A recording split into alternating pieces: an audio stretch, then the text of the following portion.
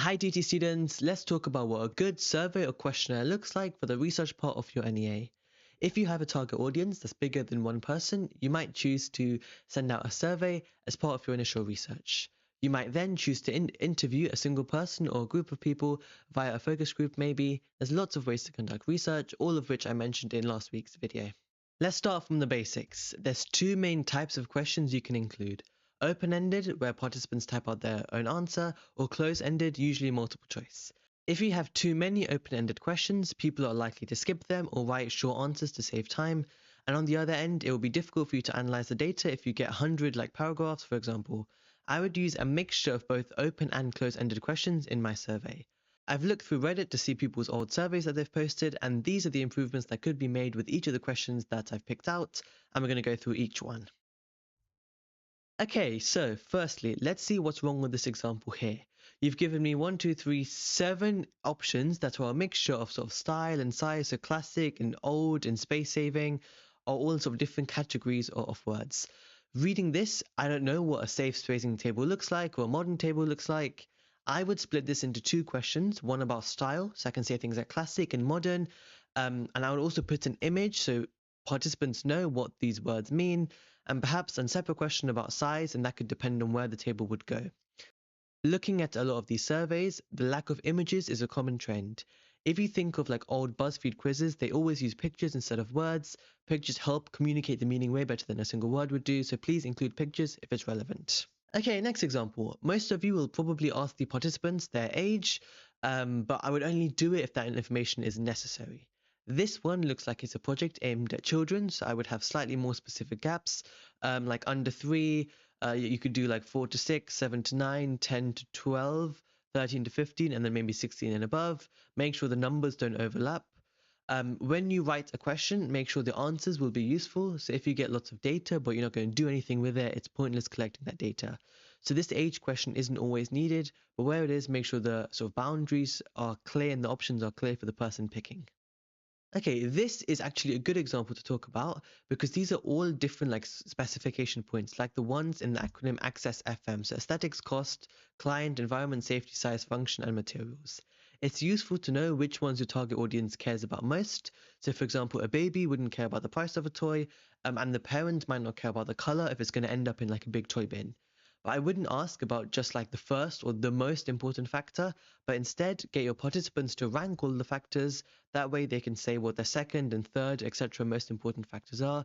And there are ways of doing that. For example, on Google Forms, I could put the picture about seasons. On this form here, you can rate the favorite season all the way down to the fourth and last favorite season. Okay, budget's always an interesting one. Not everyone needs a question about budget. I would instead maybe put up pictures of other products in your market and ask for opinions on their price. So that could be a pretty fun game to play, like asking people to guess the price of that product, and that will tell you what they expect the product to cost. Otherwise, these random numbers are quite pointless. Surveys as a whole aren't the best way of researching because you get very surface level data without the reasoning behind their answers. You want to speak to as many people as you can face to face if possible, so try to do an interview or a focus group on top. I mentioned focus groups in last week's video. They're very useful and you can show members of your target audience existing products and get their opinions. Okay, question about gender. Again, this is not always needed and most people don't need this information. For example, if I'm creating something for the elderly, their gender maybe doesn't matter, so only include it if it's needed. This is a good example of a good open-ended question. It's specific so people know what to answer with, and it's short. Immediately, I can come up with the answer for myself. For me, I would say my iPad and any books. Even though it's an open-ended question, you're likely to get similar responses, so it's easy to sort through the data. However, you'll encourage some people to say some random things versus if this was a multiple choice question. With this 1 to 10 ranking, I would stay away from these sorts of things. Instead, I would use a smaller scale like 1 to 4 or 1 to 6 to encourage people to make more specific distinctions between them. So in this question, for example, what would the difference be between a 7 out of 10 and an 8 out of 10? It's too sort of specific to worry about. Also, avoid a middle number like 5 so people don't sit on the fence. I would recommend at the top of a survey putting an explanation of what your project is and why you're getting them to do this survey. If you get people interested in your topic and your project, people are more likely to put good answers.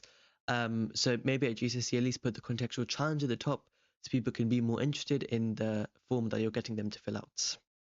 Okay, with this question, it's great that the students put a photo, but it's a totally unnecessary question because you can get lots of anthropometric data, so data about like body parts and sizes online really easily. You don't need to get lots of, students physically measuring their hands when that data is being collected beforehand already. Okay, with this question, have written down that I would make it open-ended. So for example, like putting in brackets like the examples and then letting people type up their own answers and giving them just a few examples. That way you're going to get more specific answers. I think the word living space in the title isn't very specific. It depends on the rest of the form, but I would maybe put a specific room or specify like what words would you use to describe your study space, and that's more specific than just living space because that could be a variety of rooms.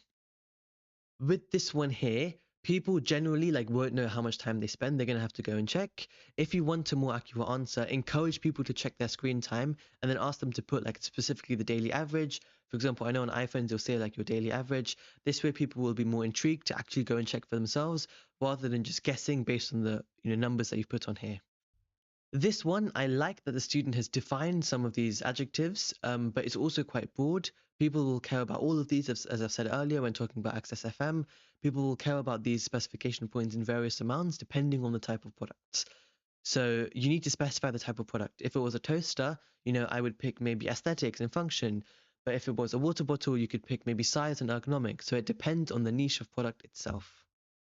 This is an okay question, so well done for at least letting people pick or like select multiple answers, but you're going to likely get people to select all of them, and that won't be as helpful. Have a think about asking questions that you want answers to and that you'll be able to use the answers off. So, for example, if I were to say, what issues do you care about, and I put world hunger and climate change, everyone's going to select both, and then that wouldn't be very useful information for me. This one here, the pictures would be nice, having pictures of the different consoles or the different game controllers, and also giving people the ability to pick a reason. So maybe do people prefer Xbox because the controllers are curved or because it's heavier or lighter? This one, I can see the student doesn't know what contextual challenge to pick, so they've let their participants pick. I wouldn't do this at all. Pick the task that you feel the most connection to, and then create a specific survey for the specific target audience. The keyword there is obviously being specific. If you ask someone what issues they face, they won't be able to answer like from the top of their head. And that's where you might think about doing like observations and stuff, and that might be a better research method than surveys. Okay, I'm going to wrap it up here. These are all of the examples I have. I don't realize how many of them there were because I made this PowerPoint a while ago. But to summarize, please make your survey effective and not just there for the sake of it. Surveys aren't the end all or be all of your research, so don't expect all of the answers or all the questions to be answered, especially if your survey is badly made. Okay, that's it. Drop a comment with any questions you've got and see you next week.